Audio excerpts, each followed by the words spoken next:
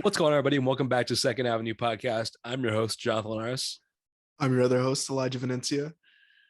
Let's just kick it off. I got to give some respect to my boy Jonathan on the W he took against me in the Ox battle last week. We didn't post the results or anything, but he did end up beating me out 4-3. It was a razor tight finish. It went down to the last seconds of it. So, it was a very competitive matchup. I'm glad we did it. I'm glad we're 1-1. So, yeah, it was a great matchup. I mean, at one point, I thought I was going to beat you 7-0, and then at one point, I thought I was going to lose 4-3, and I was like, I was sweating. I was sweating for the last 15 minutes because I feel like there was a little bump in the votes because you posted your private story to tell people to vote in the polls. So with a couple minutes left, there was just 5 more votes for every song, and they could have went your way. So yeah, it would have been tough. Yeah, I thought, I was like, maybe we'll get a tie here and we'll do an extra category. That would have been pretty cool, but I'll take my defeat, of course. So I told him I'm gonna have to get it back in blood. So I respect that. That's how I was feeling after the first Ox battle, and you see what happens. I took that personally and came out on top this time around. But let's run through all the results just to, inform the people. So the first matchup was One Hit Wonder. Elijah chose Chill Bill. I chose Return of the Mac, and he pulled that one out 19-17 votes. Then it was 2000s Pop. He chose Pocket Full of Sunshine. I chose Don't Matter by Akon. He won 19-17 again. So he's up 2-0 here. Then Fire Sample. My pick was Father Stretch My Hands by Kanye West, and his was Workout by J. Cole. I took that one 22-15. Now it's 2-1. Next, song from 2016. I chose No Problem by Chance the Rapper, and he chose Summer 16 by Drake. I won that category 22-14. It's 2-2. Then an intro to a project. I went with Trademark USA by Baby Keem, and he went with Stargazing by Travis Scott. I won that round 24-12. I'm up 3-2. Then a song that's not on streaming services. I went with Buy It by Lil Uzi Vert, and he went with Fuck with Dre Day by Dr. Dre. I won that one 16-14. And that made it 4-2. And then the last category was a song with 3 or more features. He chose Mercy by Kanye, 2 Chainz, Big Sean, Pusha T, the gang. I went with the Work remix by A$AP Ferg, Trinidad James, Schoolboy Q, A$AP Rocky, and French Montana. He beat me 21-14, making it 4-3. 4-3 is a very respectable score. All those were close. I think that just is a testament to our Ox game. I think we both have pretty good games. So I think definitely, yeah, we both definitely brought it this time around, and we're tied up halfway through. So I think you caught me on an off day on that first Ox battle. My picks weren't the best they could have been, and I think the score reflected that, but it's a different game from here on out. So I'm excited for the next one. Who knows when we'll do it? Maybe a month or 6 weeks from now. We'll try. We'll keep we won't burn out the idea. We'll keep a good time period on all that and everything. So I just love them though. I love getting everybody involved, getting their votes heard on the Instagram. Yeah, polls. It gets sweaty too because I'm throughout the days fucking refreshing the whole time. So. And I mean, if you're not following us on Instagram at Second Avenue Pod, what are you doing? You got to become a part of these Ox battles. Go give us a follow. And while you're there, enter the giveaway. Elijah just sweetened the deal for the giveaway. We reached 100 followers a little while back. And when we hit 200 followers, we're going to announce the winners to the giveaway. And we're giving away Kids See Ghosts, Good Kid Mad City, both on vinyl, and a record player. If you don't have a collection, this is the perfect start.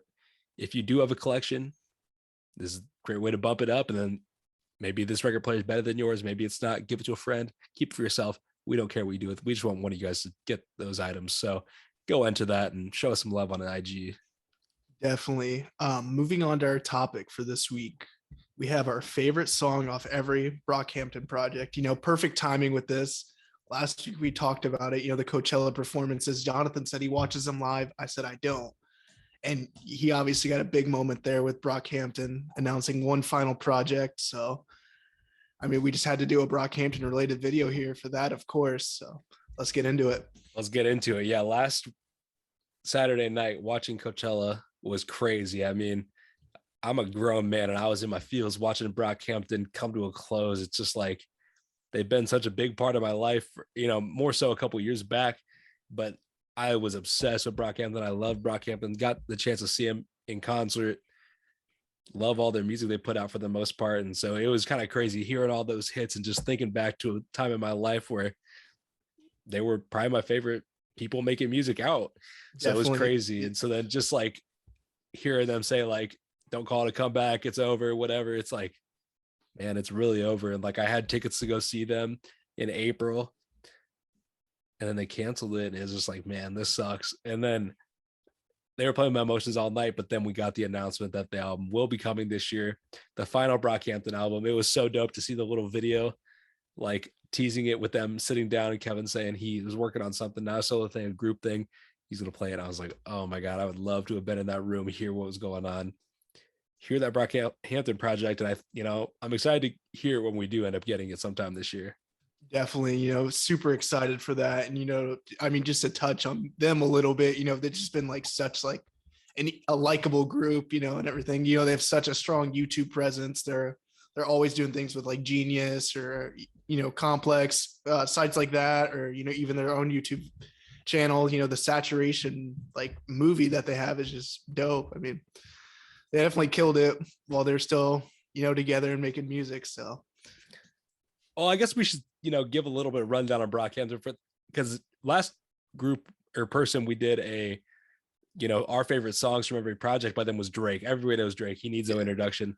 Let's give a little introduction to Brockhampton. For those of you who are not familiar with Brockhampton, they're a boy band from LA. They're from Texas, but they moved to LA.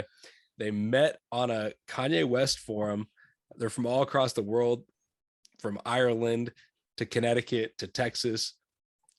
And they met online and became a boy band and moved to LA, started making music in the Brockhampton factory. And it's been a wild ride since then. They've come out with a whole bunch of projects, the whole Saturation trilogy, Saturation 2, Saturation 3, all in 1 year. They were running the game for a minute. All in half a year. I'll put some emphasis on that. Facts. Yeah. So yeah, they were unavoidable. I think if you're at all looking to underground rap, what's bubbling, you could not avoid Brockhampton for that time period. And then, they hit the mainstream with some different songs that were popular on TikTok, like Sugar, Bleach. And now it's a wrap for Brockhampton. So we want to take a look back at Brockhampton, what makes them so special, and our favorite songs from them. So let's get started here with our favorite songs from All American Trash. Do you want to kick us off? Yes. So, the first project here, obviously not as iconic. I don't want to say more forgettable, I'll still bump it here and there, but it's obviously like, I feel like people associate the Saturation trilogy as their kind of, first step into rap. It's a different sound with this, of course. The song I had though was Cotton Hollow. You're going to hear me talk about Don McLennan a lot. He kills it on this, and then, Merlin finishes it off. So that'd be my favorite track there.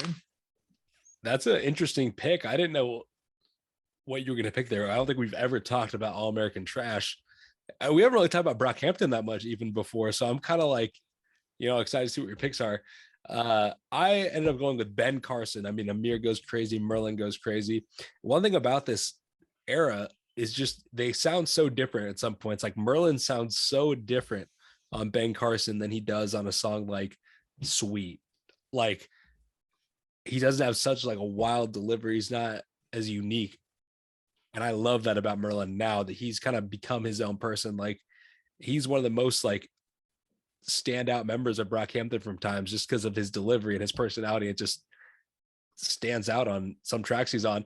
And so, yeah, Ben Carson, though, was my favorite. I also got to give a special shout out to Palace, though. I love Palace. So those are my two. Yeah, those are both bangers, of course. And like you said, it's not the same sound as everything else they put out. I mean, even from guys like Merlin, we're getting some of the hooks that we get eventually. So it's definitely, it's not a bad project by any means, but it's just, like you said, just a different sound completely.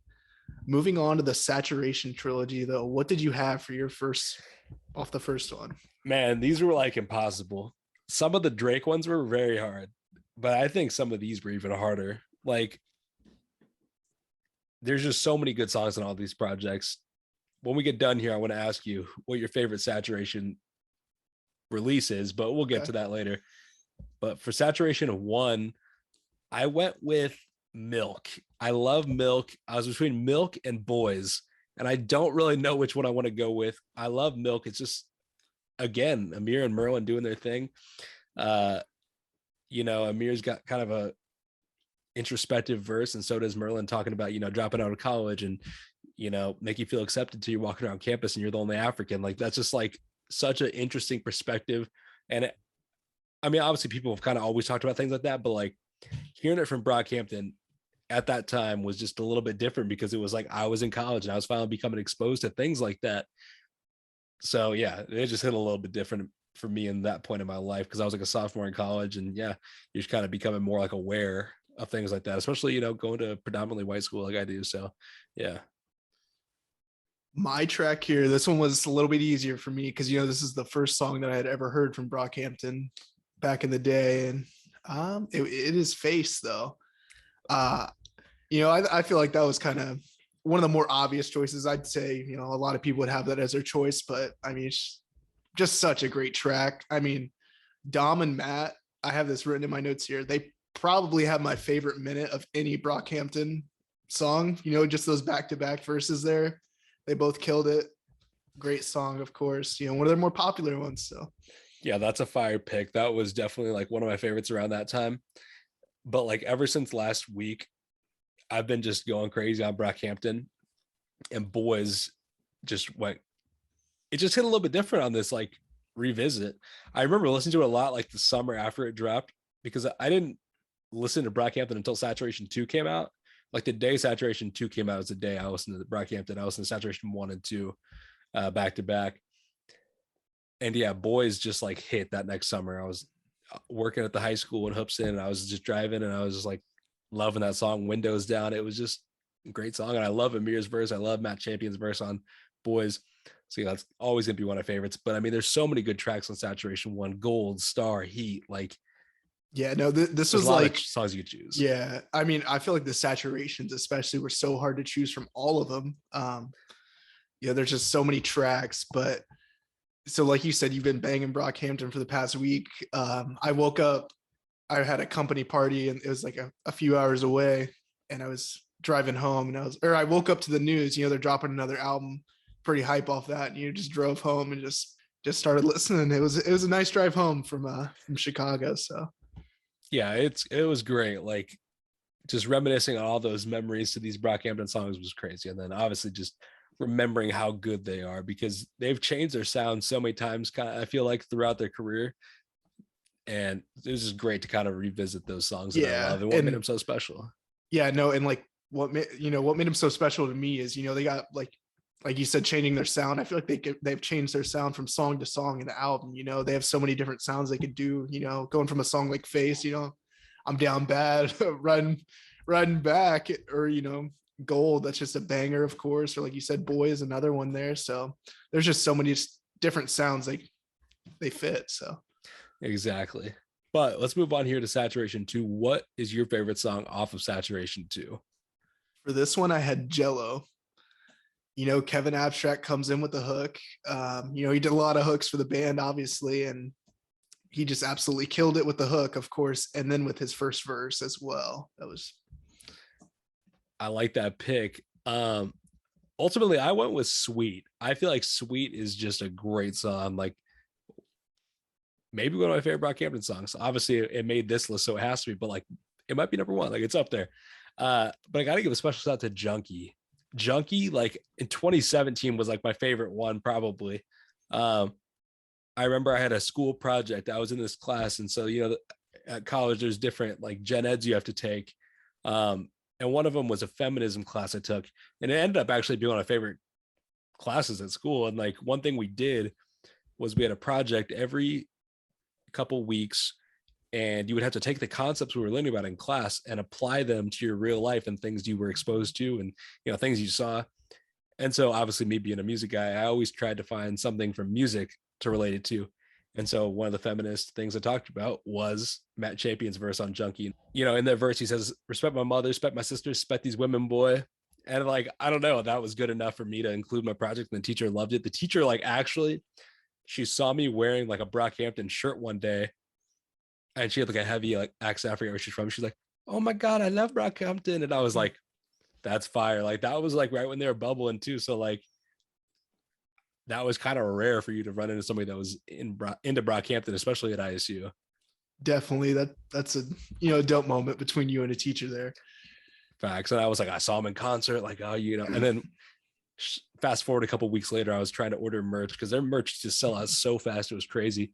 So it dropped it. I would say the class was at 2:00. It dropped at 2:00. And so I was in the back just sweating, card out, trying to buy merch. And sure enough, I got a shirt. So that was a big W. Definitely huge W there. Those, anything buying stuff online is kind of a grind now, whether it's for like shoes or merch, like you said. So it's always good to get those W's. Facts. Moving on here to the third saturation. What was your pick? This is a tough one because there's songs like Bleach that are just so good and so big, but deservingly so. But I went with Alaska. I love Alaska. Amir goes crazy. And I feel like that alone can make a Brockhampton song my favorite song. Amir was my favorite member of Brockhampton when he was a member. And so any song where he was snapping was just like instantly at the top of my rotation and at the top of my favorites. So yeah, he does that in Alaska. So it's got to be my favorite. Definitely. And, I'm seeing the vibes from yours here, where Amir's prominent through, his verses are very prominent through a lot of these songs. And, with my list, I got Don McLennan in a lot of these songs. Mm-hmm. But off Saturation 3, I ended up landing on Boogie. It has each vocalist in there besides Bareface. So, I mean, you got six artists on there in a 3-minute song. That is rare. It's just so cohesive. It all flows together perfectly. And I mean, that's just what I think Boogie, is just a perfect example of what made them great. That's just crazy to me. You have 6 verses in a 3-minute song. Yeah, it's a great song. I mean, that's got probably one of the most iconic lines where he's like, best boy band since One Direction. I mean, I was about to bring that up. That's like this, maybe one of the most famous Brockhampton lines. So yeah, I love that pick.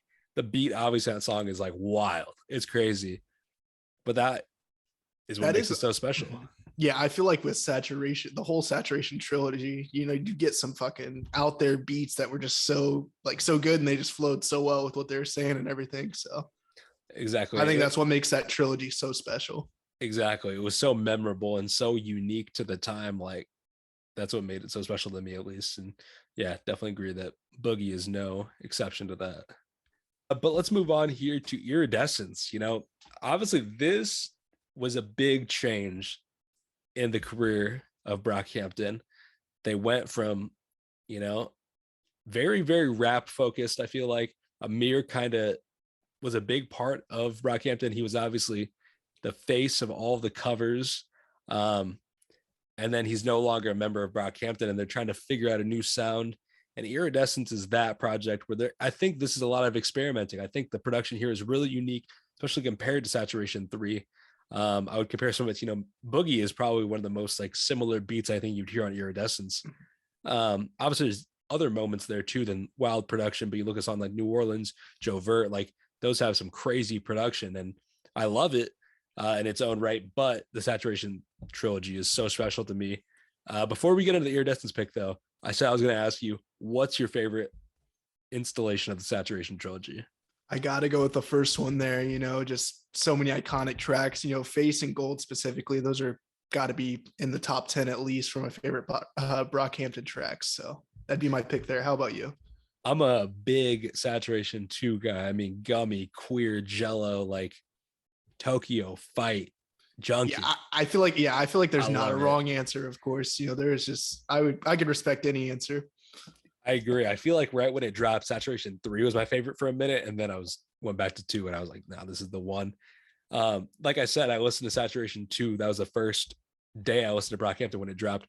So I listened to 1 and 2. I remember I was sitting there playing 2K, grinding my player. And I remember the song that caught my attention first was Star. Like I thought Star was crazy. I mean, there's so many references throughout it. Great beat, great rapping. I think that's one of the best songs at Brockhampton. It wasn't my favorite off of Saturation One anymore, but like it was special for real. Like that song goes crazy.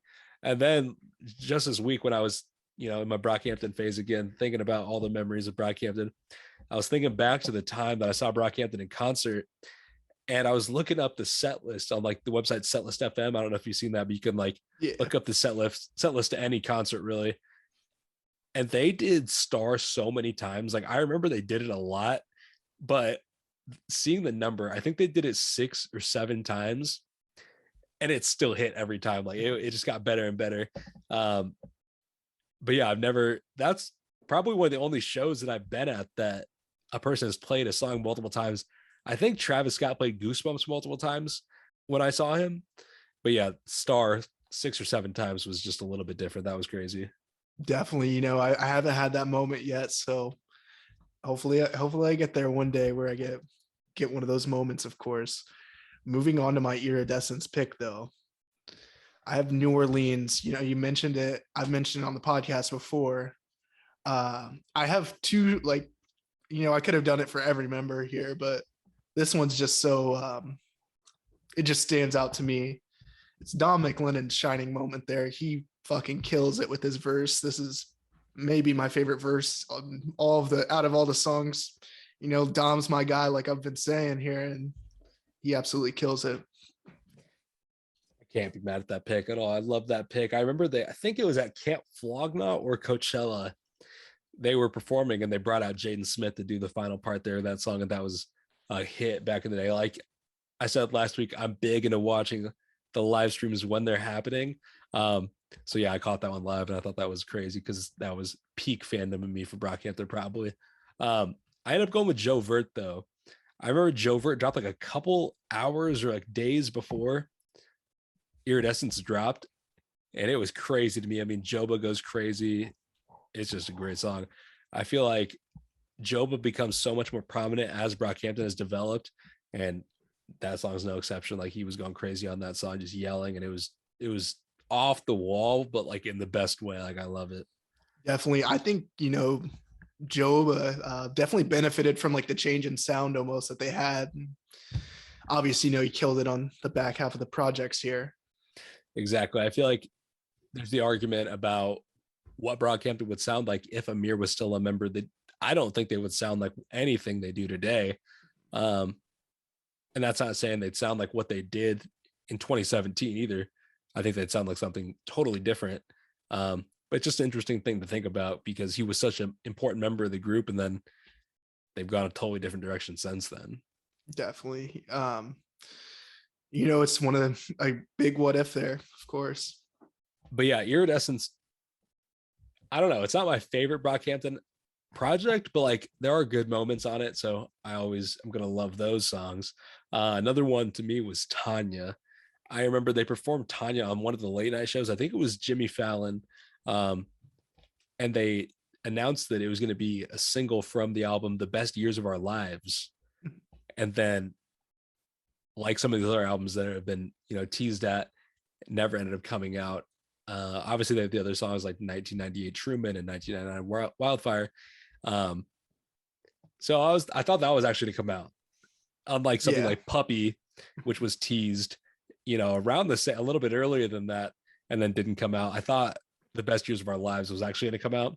But yeah, Tanya was crazy. I loved it because that was the first Brockhampton we got in a minute. I feel like everybody was so spoiled getting 3 projects in 6 months, like you said.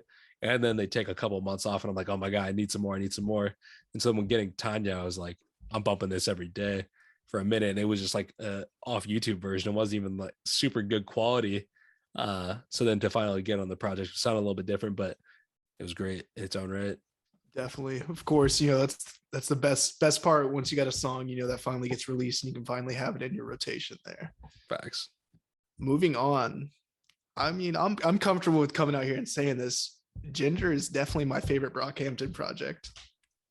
I love the sound I knew you'd say that. Yeah, it's got the little sad boy vibes and everything, of course. So I mean I'm not mad at that take. I knew you were gonna say that. I knew you were gonna say it because it's the one that you post the most. You post songs off your or off Ginger fairly often, I feel like. Yeah, definitely. No, it's especially like, and I feel like this past year, since the beginning of the year, I've just been so much more into Brockhampton than I was, before. I'd always listened and everything, but just this year they're going to be up there in my spot or my Apple replay. Like For they'll sure. probably be one of my most listened to artists for sure. So Facts. They've been up there a couple of years for me, and this one might be another one. But yeah, my favorite song of Ginger is Ginger, the title track. I love Ginger, the song. It's just so good. I feel like there was so many different sounds they're working with here again on Ginger. If you look at something like Boy Bye, St. Percy, If You Pray Right, and then into something like Victor Roberts, Love Me for Life. Like there's so many different types of songs on this project, but Ginger just is great. Like I love that song. And I feel like they were kind of figuring it out how to do it without Amir on Iridescence, and then they figured it out on Ginger and then again on Roadrunner. And so I think Iridescence was just like a step in the direction they needed to go. And yeah, definitely paid off on Ginger. Definitely. And, I mean, it brought, Ginger brought their biggest track they've ever had with Sugar. Like you were talking about it blew up on TikTok and everything. But for my pick here, this is, in my opinion, or my personal opinion, everybody's entitled to their own. This was Merlin Wood's Shining Moment on Love Me for Life. I fucking love that verse. That is, I always got to have that full blast whenever, I'm just riding around playing it or just listening in my headphones, of course. So I like that pick. I feel like you have a way better set of picks, like for variety. Like you have so many different members shining. Like I feel like mine were all Amir at first. And then, there's been a little bit more variety here in the second half, but in the first half it was straight Amir, I feel like. So I like your picks. Like they're and definitely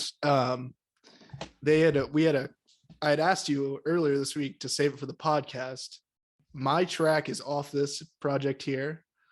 What song do you think Brockhampton should close on tonight? Yeah, this has been a tough thing. Watching them perform last week, I feel like they were running through their hits, which is great, especially if it's going to be their last show. But there was 2 songs that they didn't perform that I wanted them to. A couple of weeks back, Kevin tweeted and asked, what should we perform for our last show? And that kind of always got me thinking. I didn't really know what the answer would be. And it's so, hard to pick what you want your final song to be. I feel like for a normal artist, it's hard to decide. And they're going to have another show tomorrow. You know what I mean? Because it's just kind of a moment like that. The intro and the outro, I feel like are such important moments to a concert. So it's definitely hard to decide. So the first one, this is not my choice, but the song that they didn't do that I wanted them to do was Don't Shoot Up the Party, because I feel like that's just a great song. And they just didn't do it. They didn't do that many new songs. I feel like they did a lot of Saturation Trilogy, which is great, but they didn't do that one.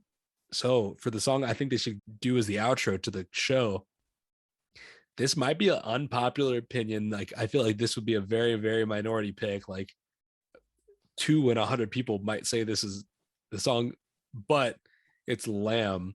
Not even on the Saturation Projects, but it's on YouTube and it was released as like a single, basically, is what everybody thought. I love Lamb, and I feel like there's just such like a wholesome feeling about it. And like, I don't know, it kind of has like the outro credits of a movie type vibe to me. And that's what it could be to the career of Brockhampton as a group. Like seeing them kind of just like have a wholesome moment on stage as it's over. I feel like that'd be a good one. I like that pick a lot. That that's one that, like you said, not very many people would choose it, but you definitely are in the minority there. But I like that pick. For my track though, I had Dearly Departed. I mean it's just perfect. That is just such a deep track from them. That's more the sound I like, deep, sad tracks, I guess, if that's how you want to put it. I think it's just perfect for them to end on, because, felt like in Iridescence or even in Ginger or Roadrunner, they did not touch on the Amir situation a lot, but, you got Dom touching on there and potentially Kevin as well. So, I mean, that'd be that'd be my pick. Touching on that, just the progression they all had, and just nice mellow track to end on. I like that pick. I think that's like you mentioned, it's such a good song with such deep verses and such big meaning behind it. Yeah, I feel like both of our songs kind of have like different vibes to end on, but they both do have closure vibes. Like it would make sense either way, I think. I don't know what they're gonna do. I don't even know what song they ended on last week. I do. Yeah, I don't either. I just remember watching like the trailer. That's what I was more excited for. I don't think I was paying too much attention to the song they had ended on. Oh yeah, they ended with Bareface doing Summer. Bareface just did Summer and they dipped out, which was interesting because when I saw them, they did, I don't know, maybe like 12 or 15 songs or whatever. And then Bareface did a couple songs and then they came back and did an encore. So I do like when Bareface gets his moments because I feel like he is kind of a less utilized member of the group at times. And so I love when he gets his moments. And I love that they gave him those moments on each project as well. Definitely. I like when Bareface, like I said, he wasn't on Boogie earlier. I had mentioned that, but I like a lot of the stuff Bareface does. Facts. I feel like he's maybe one of the members of Brockhampton that might have the most success post Brockhampton just because he's such an artist. He's so talented musically. Like he can kind of do it all. Definitely. And I feel like, they could all be very talented outside of Brockhampton in their own right. So definitely. That'll be a good situation to follow, of course. Okay, moving on here for the last album. Well, not the last album, but the second to last album, I guess now. Roadrunner. What was your pick off that? I kind of gave it away with what song I thought they should have done at Coachella. Don't Shoot Up the Party. I love this song so much. It was between this song and Bankroll. The story of Bankroll I love because it was used as like the music to a tour promo video back in like 2018. And then it eventually comes out in 2021 and it's full circle moment. Because even when it was premiered then, it had Ferg on it, I believe, or Rocky, one of the two. And then you could hear Merlin. I was like, wait, what is that? A$AP Rocky and Merlin on track? Like, how did that come about? I have a lot of questions about that. I wonder how that came about. But yeah, it was so crazy to hear. And then to hear it come full circle and be on an actual project 3 years later was really cool to see. And I feel like this is, in the past, they've used features sparingly. Like you have Slow Tie on Ginger on a song, Victor Roberts on a song, Ryan Beatty that has some vocals throughout. But then seeing them use features so much more on Roadrunner, from Danny Brown to A$AP Ferg to A$AP Rocky, Charlie Wilson, like JPEG, even JPEG Mafia. It's awesome to see. So yeah, no, that was the point I was actually going to make right after you had finished up there is, how many features they actually had on Roadrunner. And when there was 14 members of that, you almost didn't need features or anything. They're featured on their own tracks, but I thought it was nice to see. It was definitely a nice touch.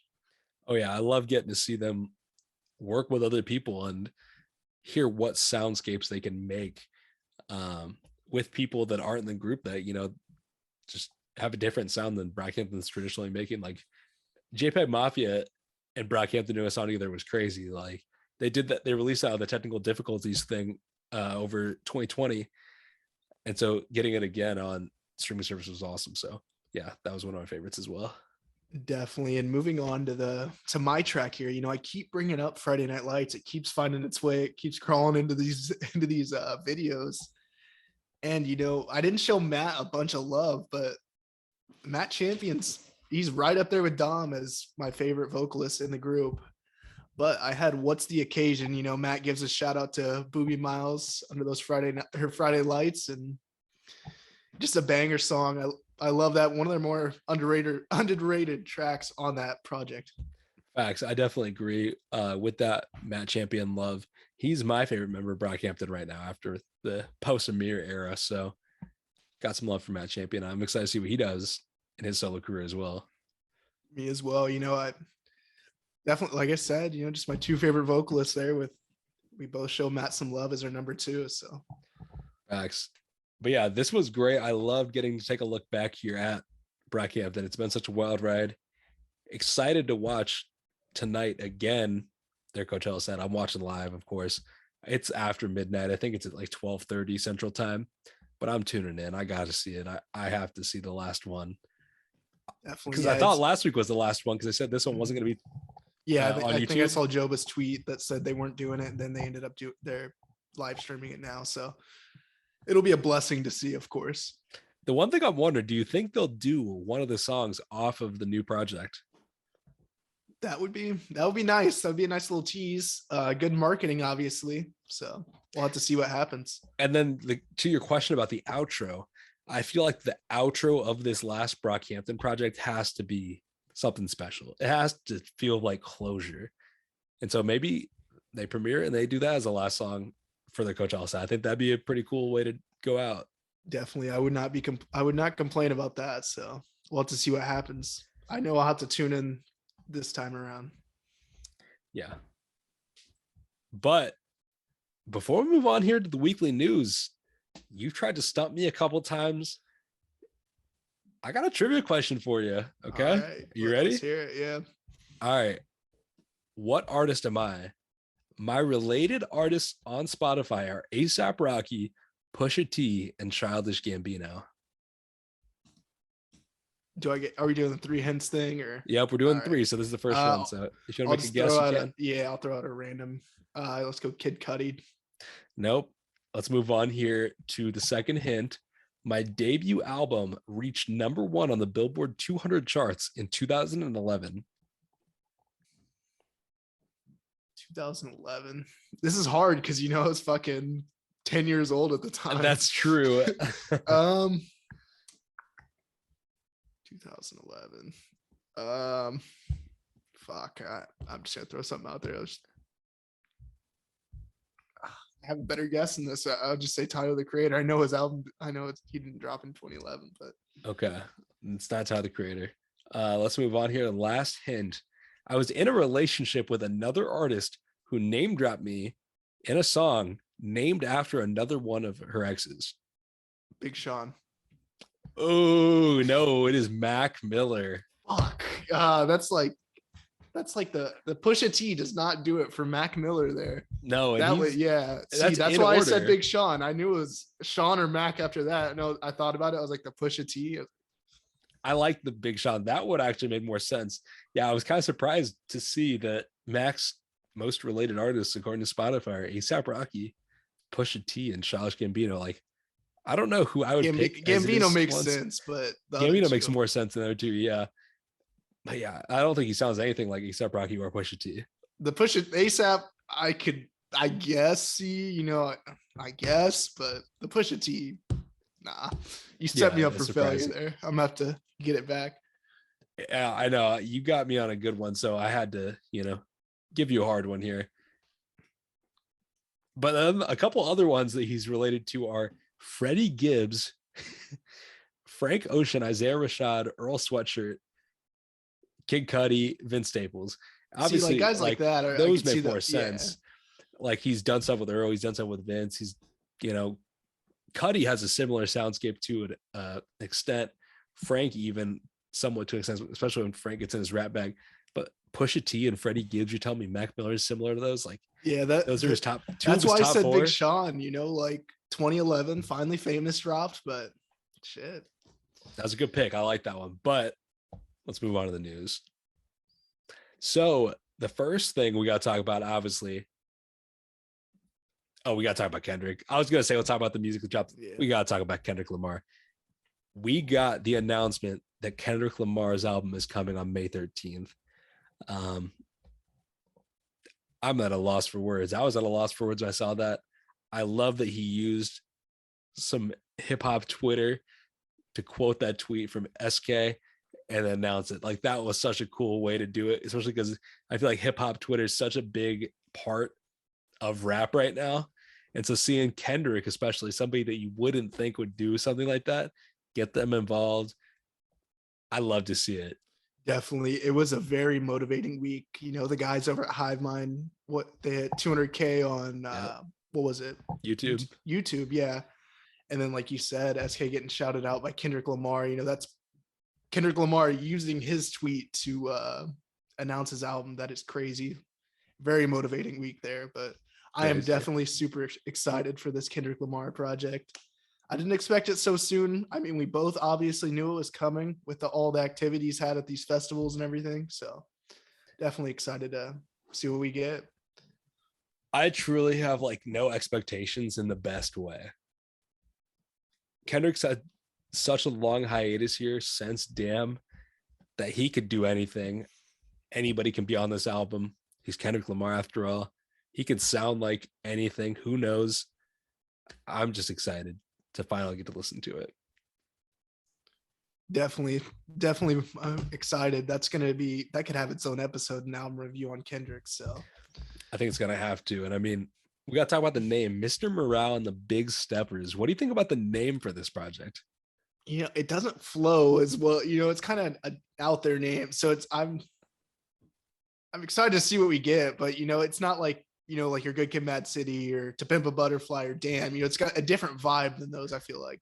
Oh, way not that it different doesn't vibe. flow, but I think that's a crazy flow. Like, I think it's a great name. It's very unique. I feel like. Yeah, unique and like I said, not that it doesn't flow, but it's just so much more out there, and just what kind of sound are we gonna get is my biggest takeaway from it. Facts. I think it's gonna be something crazy. I saw somebody say something about how on Family Ties he was talking the Al Green Offspring. Are we gonna get some like 70s old sounding songs? So maybe some more samples out of Kendrick. I'm sure he's had some great samples over his career. I want some of those soul samples on this project, though. I feel like it's gonna be really soulful, really beautiful, and I feel like that's exactly what Kendrick needs here. So I'm excited. Definitely super excited to see what we get from this. It's crazy to see him brought out at Coachella to his first concert appearance in I don't know how long. I was watching on PG Lang's I think they had posted on their Instagram story, or maybe it was Tana Leone, just like the little backstage view of him and Keem, and that was just crazy. That's going to go crazy at Rolling Loud, but he should have brought him out in St. Louis. Yeah, he should have. He should have flown Kenny all the way over to St. Louis for that. Just for the Second Avenue boys, honestly, we deserve it. Yeah, but no, yeah, the last time we saw Kendrick perform, I think was Day in Vegas Festival last fall, and he brought out Keem. So it's pretty cool to see Keem return the favor and bring Kendrick out for his fans, and it was great. I mean, Coachella obviously has a very big reputation for surprise appearances, but seeing Kendrick, like, that still has to be a surprise. Like, even in LA area, like, you can't expect that. Like, it's just a blessing. Like, you got to just enjoy it. Definitely. I think we're both super excited, and we'd have some emphasis on that. So we'll just have to wait and see a few weeks now. So yeah, it's not long at all. It's pretty funny because obviously Coachella last week, big news. Doja Cat announced that the Mexican pizza is coming back a few days after Kendrick's album. I was just thinking about how a month from now, I'm be able to enjoy a Mexican pizza and a new Kendrick Lamar album. Life is good. That's all I can say. Moving on to some releases this week, we had projects from Red Veil, Pusha T, and Mike Dean. What was your favorite project out of those three? I got love for Red Veil. His project's fire, up and coming. Mike Dean, obviously a legend, but it's just an instrumental album. Obviously, his production is crazy, but it's no question it's Pusha T. I mean, we've been looking forward to this album for a while, and it did not disappoint. Pusha T obviously is going to do his thing with the bars. The production's always going to be crazy, especially when you got Kanye and Pharrell. There's not going to be many misses, if any, on any sound on the album. And so it was just a great project. Definitely. He's on pace to be a number one album here. It looks like, that's what word on the street is. On pace to sell 60K this week. Love the sound from the album, of course, very deserving of that.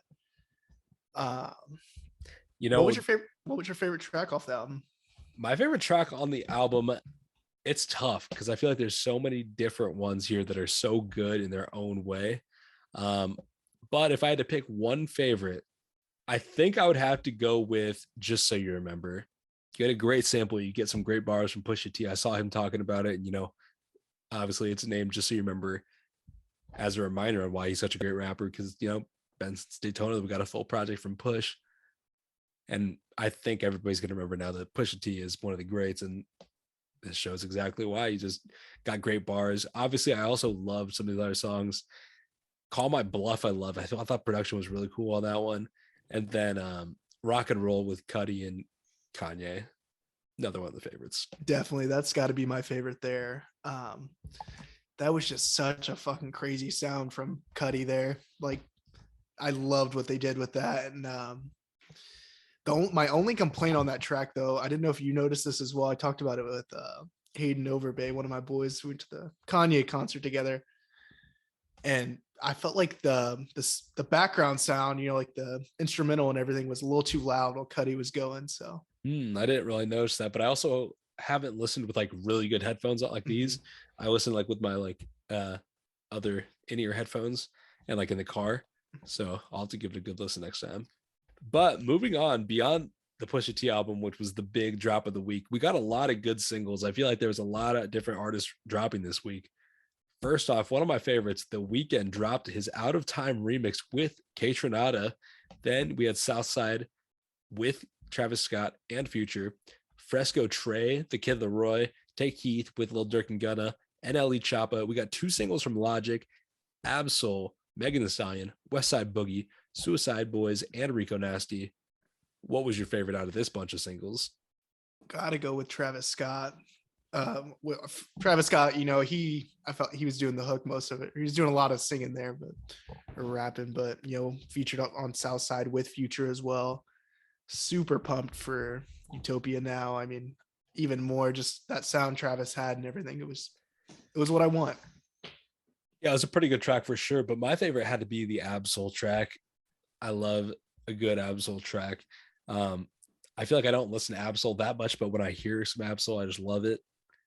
So I'm excited to give this album a listen because it's been a while since Absol's dropped. I feel like that's the thing with all these TD artists. They're taking their time. He's no exception. It's been a minute since he's dropped. We got some good tracks from him back in like 2020 when they dropped a song with a couple different weeks. They had like an Isaiah song and then the Absol song during quarantine, and they were both fire. So yeah, loving some Absol right now as well. Definitely a busy week. Looks like we both got a lot of listening to do with those singles there. So facts. I listened to a lot of these. I listened to obviously The Weeknd. I listened to Travis and Future. Shout out to Childish Davino. He sent me the Fresco Trey song. I've not given it a listen yet. I'm going to though, I promise. Also, I listened to Logic songs and the Boogie song. The Boogie song was hard. Boogie is fire. If you haven't listened to him, you got to give him a listen. I think you'd really like him. Definitely. I think I've heard a song or two by him. So that'll be something I have to do. Moving on here, we talked about the Toxic King, with his featured with Travis Scott and Southside. His feature list dropped this week. Features from Kanye, Drake, Brent Faiyaz, Lil Baby, Gunna, 42 Doug. I mean, there's more than that, but it is a deep track list. I am very excited for this project coming up this week. Yeah, that was the thing. I saw a couple different posts last week, and it was talking about this next couple weeks of runs. We're going to get Pusha T, Future, Jack Harlow. We're getting a good couple weeks coming up here. But yeah, I feel like you have to expect a lot of features on a Future project, a lot of good features too, because Future has his pick. He could work with just about anybody. He's one of the biggest rappers out. But man, when I saw that track list, I saw a song with Brent Faiyaz. A tear rolled down my face. It's gonna be That's gonna be the toxic summer anthem. It's gonna be a toxic summer. I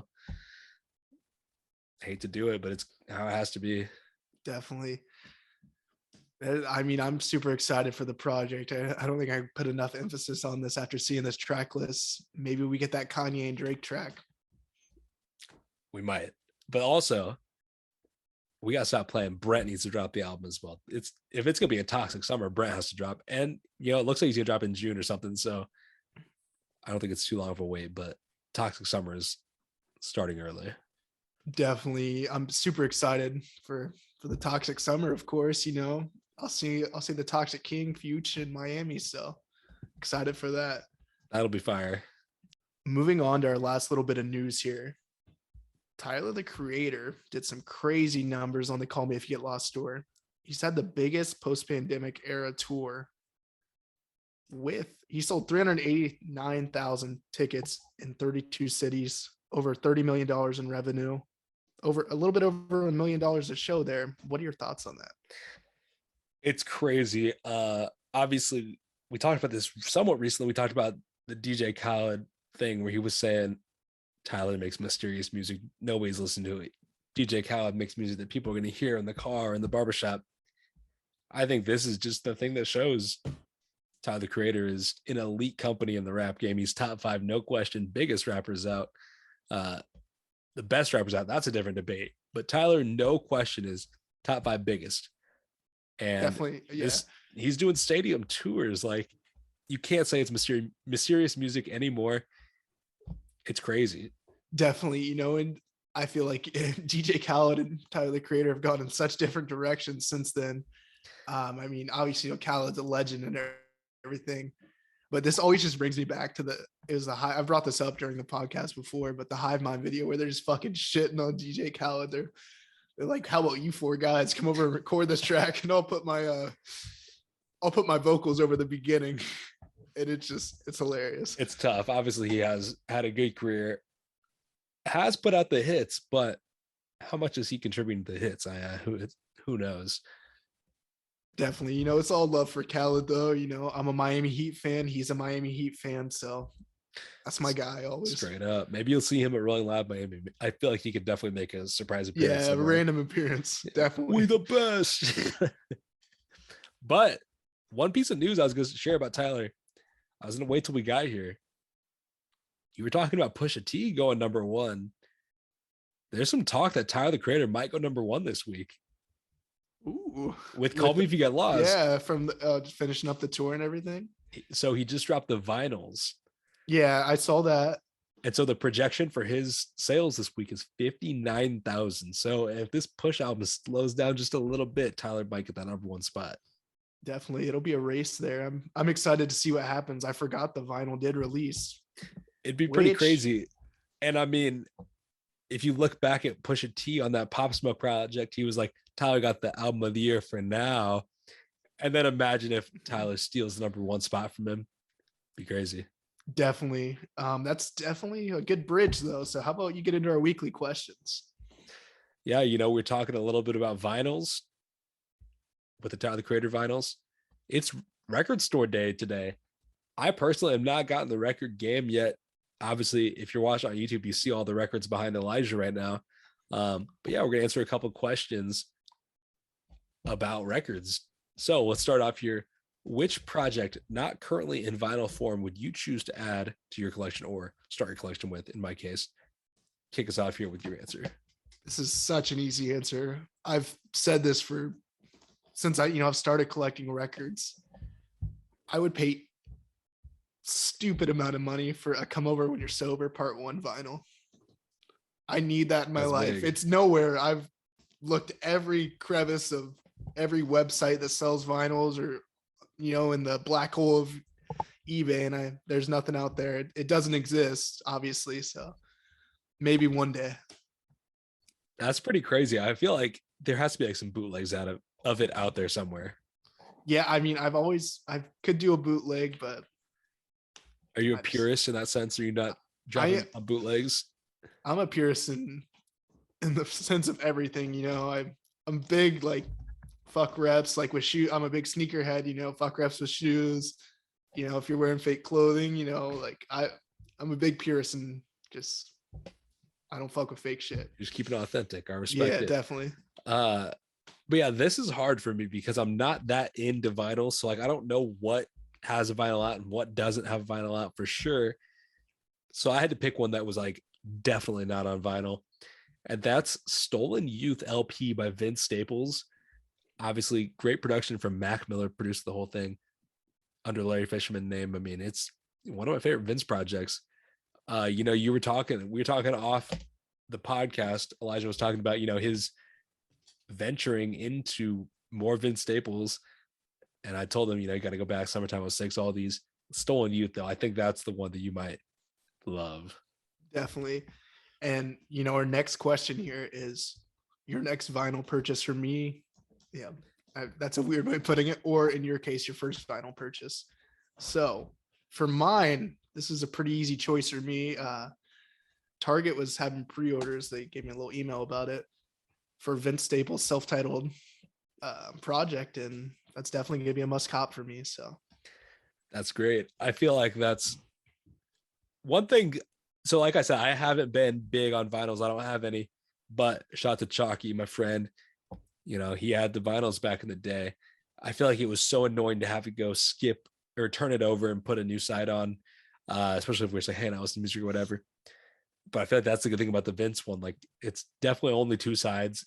Like, there's definitely not two records or anything like that. It's just two sides, I'm sure, because it's such a short project.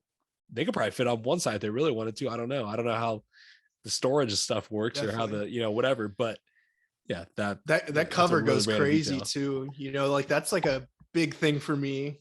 As much as it's about the music, I love a good cover too. That makes it so much easier to cop one of them. So facts, especially you having them on the walls like that. Great cover to have on the wall, especially an album you love as much as that Vince Staples project. It's a great pick.